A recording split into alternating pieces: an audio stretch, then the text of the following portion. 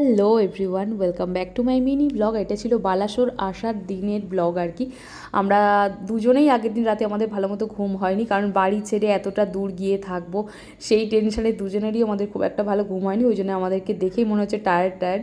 তো যাই হোক, খুব বৃষ্টির মধ্যে আমরা বেরিয়েছিলাম। আমি আগেই বলেছিলাম প্রচণ্ড একটা বৃষ্টির মধ্যে আমাদের জার্নিটা হতে চলেছে। তো যাই হোক, পৌঁছে গেছিলাম শালিমার স্টেশনে। আর ওখানে থেকে আমাদের ট্রেন ছিল করমণ্ডল এক্সপ্রেসে 3:20-তে।